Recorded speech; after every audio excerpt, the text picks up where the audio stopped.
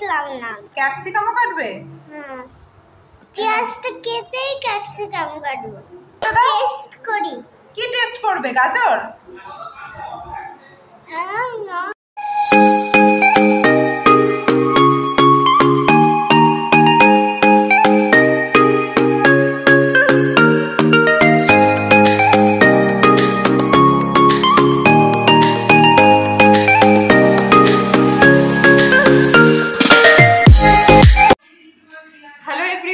চলো এখন ব্লগটা শুরু করছি। এখন একটু বেরোবো, আমি মোমোকে স্কুলে দিয়ে আসলাম, এসে খেলাম দিলাম, ব্রেকফাস্ট করলাম, এখন বেরোচ্ছি। স্নান করিনি, কারণ কি বলতো এই যে স্মুথনিং করিয়েছিলাম না, তো এখন যাব ওয়াশ করাতে। তো ওয়াশ করে এসেই ভাবলাম মানে বেশি দেরি না, সকাল সকালই বেরোচ্ছি। এখন কটা বাজে? 9:30 বাজে। তো ওয়াশ করিয়ে এসে একবারে স্নান করবো, কারণ এমনিতেও আমাকে বলেছিল যে চুল টুল ভেজানো যাবে না, তাই জন্য ভালো মতন কদিন স্নানও করতে পারছি না। তো ভাবলাম তাহলে আজকে ওয়াশ করে আসি, তারপর স্নান করবার। ওপরে এসছি কেন বলো তো? দেখো এই একটা কুর্তি ছিল ঘরে নতুনই, এটা ভাবছি যে অল্টার করাতে দেব, কেমন হবে। তো এই কুর্তিটা ভাবছি অল্টার করাতে দিয়ে, আমার থেকে তো অনেকটাই বড় সাইজ এটা। আসলে আমার তোমার একটা চুড়িদার পিস বানাতে দেওয়া আছে, একটা কুর্তি অল্টার করতে দেওয়া ছিল। তো সেগুলো ভাবছি বেরোবোই যখন, এমনি তো রোজ রোজ বেরোনো হয় না বলো, বেরোবো যখন একবারে সব কাজবাজ কমপ্লিট করে আসবো, ওগুলো নিয়ে আসবো। তোমাদের দাদাভাই অফিস থেকে আসার সময়ও বলতে পারি। তারপর আবার ভাবি এতটা জার্নি করে আসে, আবার ওই রাস্তায় যাবে, তো হয়তো না করবে না, কিন্তু বিরক্ত হতে পারে, সেই ভেবে আর আনিনি। ঠিক আছে, আমার তো এখন কোথাও পড়ে যাচ্ছি না, অত তাড়াহুড়োও নেই, তাই আজকে ভাবছি চলো নিয়ে আসবো সব, আনার পর তোমাদের ওগুলো দেখাবো। আর এইটাও ভাবছি যে অল্টার করতে দিয়ে দিই, পুজোর সময় পড়া হয়ে যাবে, তাই না? তো চলো বেরোনো যাক। তো এদিকে দেখো আমি ওই জামাটার ওপরই কুর্তিটা একবার ট্রাই করছিলাম, তো দেখলাম খুব একটা বেশি বড় না, তো মা বললো এটা দোকানে দিতে হবে না, আমি বাড়িতেই অল্প অল্প মেরে দেবো, অল্টার হয়ে যাবে। তো বললাম ঠিক আছে, তাহলে আর ওটা নিচ্ছি না, তুমি বাড়িতে মেরামত করে দিও। তো দেখো এখন বেরিয়ে পড়ছি। তো আমাকে বলেছিল ওয়াশ করার আগে বাইরে বেরোলে একটু স্কার্ফ জড়িয়ে বেরোতে, বাইরের হাওয়া টাওয়া না লাগাতে।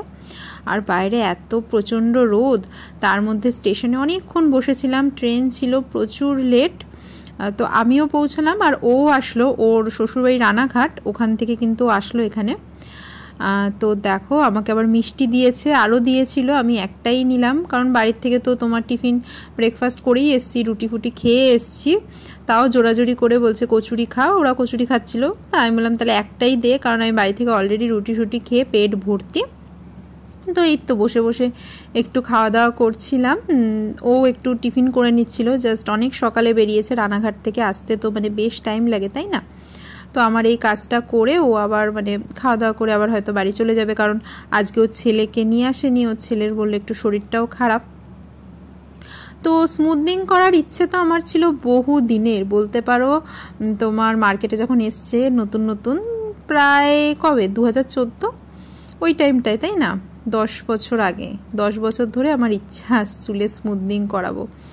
তো প্রথমে তো করাইনি টাকা পয়সার জন্য, তখন স্টুডেন্ট ছিলাম, হাতে অত টাকা ছিল না, সেই ভেবে করাইনি, ভাবতাম যে একদিন ঠিক করাবো, মানে বলতে পারো আমার অনেক বড় একটা স্বপ্ন ছিল।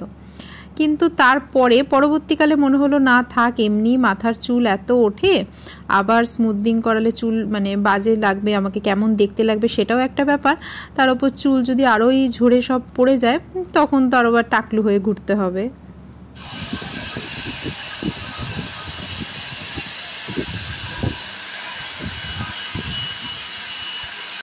তো হঠাৎ করেই মানে প্ল্যানটা বানালাম, মানে ভাবিও নি যে আমি স্মুথনিং করব, পুজোর আগে করার সেরকম কোনো প্ল্যানও ছিল না, জানো তো।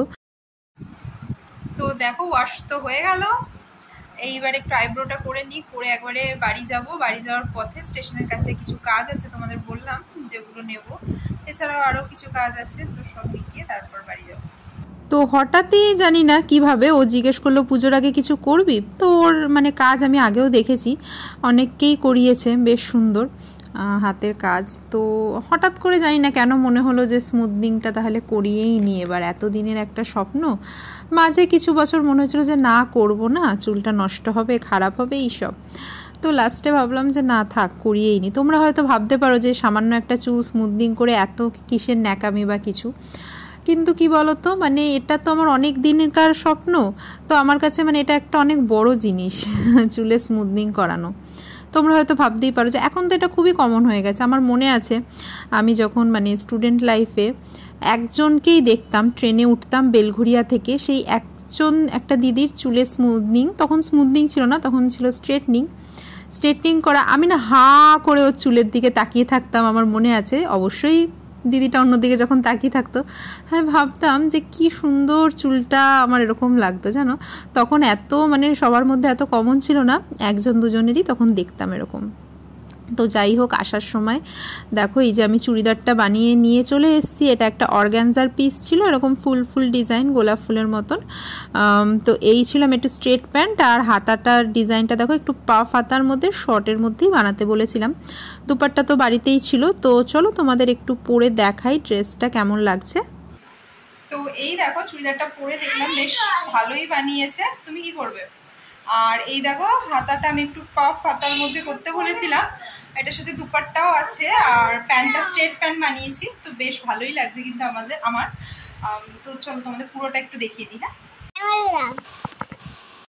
হ্যাঁ, তোমাকে দেবো। প্যান্টটা তোমার স্ট্রেট হলেও নিচটা আমি একটু প্যারালাল টাইপের, মানে প্যালাজো টাইপের করতে বলেছিলাম আর কি। অনেকটা ওই পাকিস্তানি ড্রেস টাইপের আমি চেয়েছিলাম লুকটা যাতে আসে, ওই রকম টাইপের একটু বানাতে বলেছিলাম। তাই নিচটা এই দেখো, কালারটা ক্যামেরাতে হয়তো একটু লাইট লাগছে, এতটাও লাইট না কালারটা। তো চলো এবারে খাওয়া দাওয়া করে নিই। মোমোর তো খাওয়া হয়ে গেছে, কিন্তু ঘুমায়নি, মা ঘুম পাড়াতে পারেনি।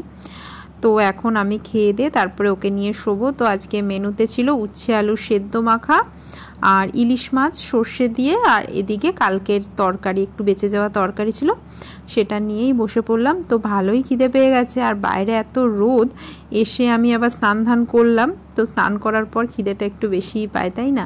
তো এখন খাওয়া দাওয়া করে তারপরে মোমোকে নিয়ে ঘুম পাড়াবো। তোমার ছাতা খুলে দিচ্ছি, তোমার ড্রেসটা দেখাও। এই দেখো রেনবো ড্রেস পরেছো। চলো ঘুমাবে এবার, যাও তুমি গিয়ে শো, আমি খেয়ে আসছি, যাও। তো দেখো ফ্রিজে কিছু চিকেন ছিল, ভাবছি যে একটু সবজি টবজি দিয়ে ভাত দিয়ে মানে ভাত ভাজা করবো আর কি। চিকেন মানে ছোটো ছোটো পিস করাই আছে চিকেনটা, একটু পেঁয়াজ ক্যাপসিকাম ভেজে ফ্রাইড রাইস মতো বানাবো রাতে ডিনারের জন্য। তো চলো তোমাদের সাথে রেসিপিটা শেয়ার করছি। তো আগেই দেখো আমি কড়াইতে সাদা তেল দিয়ে চিকেনটা একটু নুন আর গোলমরিচ দিয়ে ভেজে নিচ্ছি, একটু কমিয়ে কমিয়ে ভাজবো যাতে চিকেনটা একটু নরম হয়। তারপরে এটা তুলে সবজি টবজিগুলো দেবো।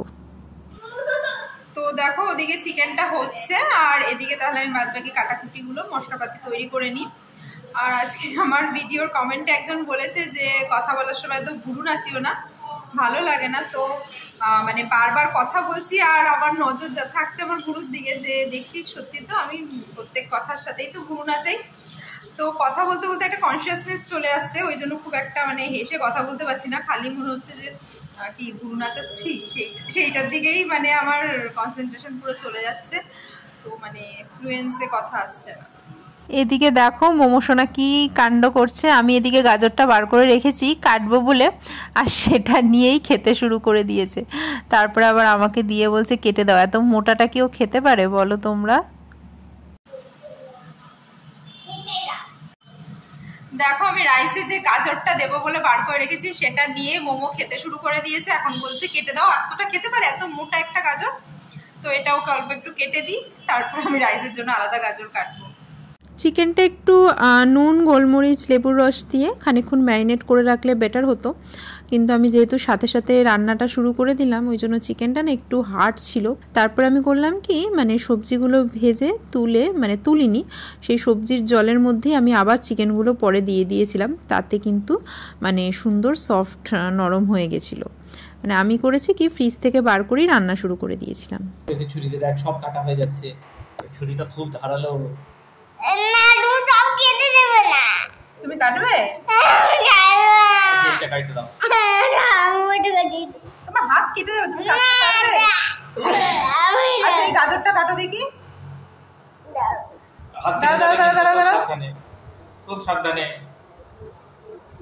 আর ওরকম করে না, সোজা করে কাটো, সোজা করে কাটো। কাটো। ওরকম করে কাটে নাকি আবার? মাম্মার দিকে ধরে, মাম্মার দিকে যা তাহলে। হয়ে গেছে হয়ে গেছে হয়ে গেছে। অনেক একটু অনেক। ক্যাপসিকামটা দেখলাম না। ক্যাপসিকামও কাটবে?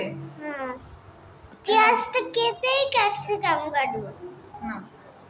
ক্যাপসিকামটা আমি একা কাটবো। আস্তে একা আস্তে কাটতে আস্তে পারবে না। লেগে যাবে।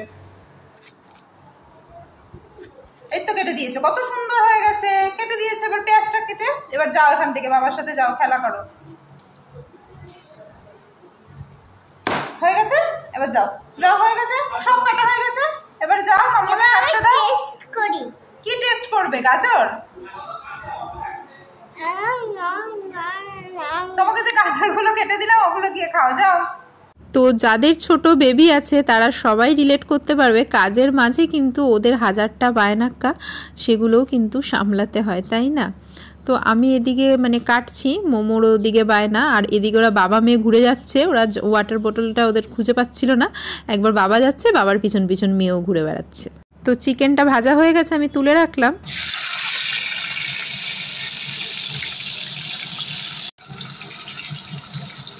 চিকেনটা একটু লেগে লেগেও যাচ্ছিল, যার জন্য তুলে নিলাম।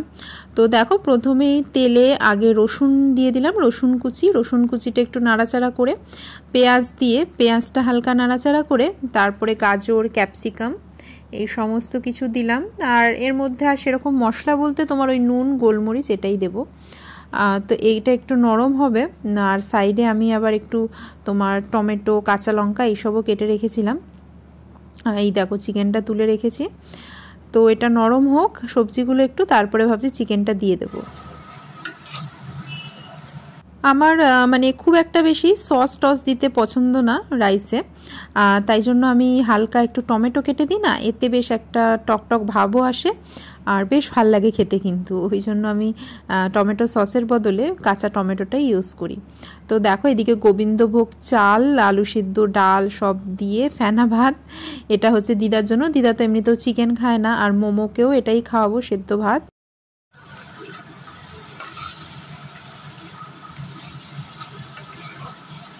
তো ওই সবজির মধ্যেই আমি আবার চিকেনটা দিয়ে একটু চাপা দিয়ে রেখেছিলাম, তাহলে চিকেনটা ভালো নরম হয়ে গেছিলো, কারণ আমি বললামই তোমাদের যে ভাজার সময় ভালো নরম হয়নি।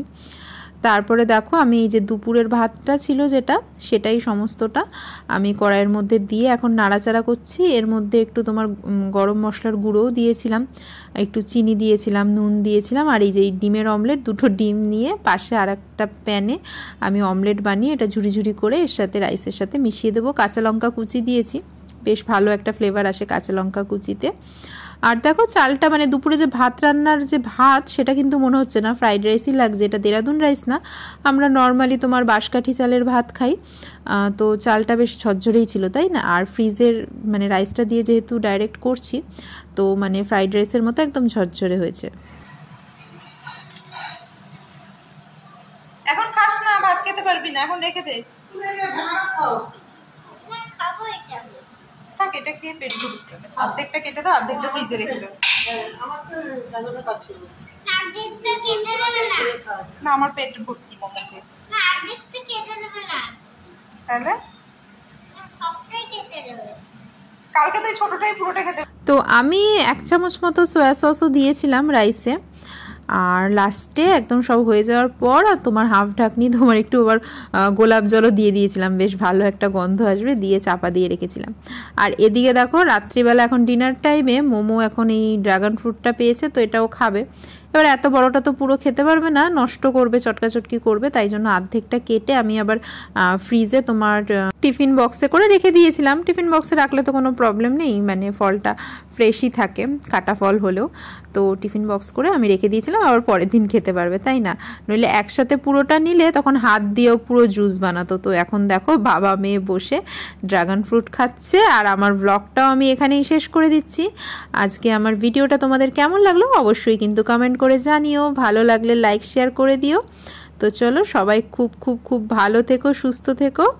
আবার তোমাদের সাথে দেখা হবে নতুন একটা ব্লগে। আর আজকে আমার এই রেসিপিটা তোমাদের কেমন লাগলো অবশ্যই জানিও, বাড়িতে ট্রাই করো, নিশ্চয়ই তোমরা খাও, কিন্তু এইভাবে আমি যেরকম করলাম সেরকমভাবে একদিন করে খেয়ে দেখো।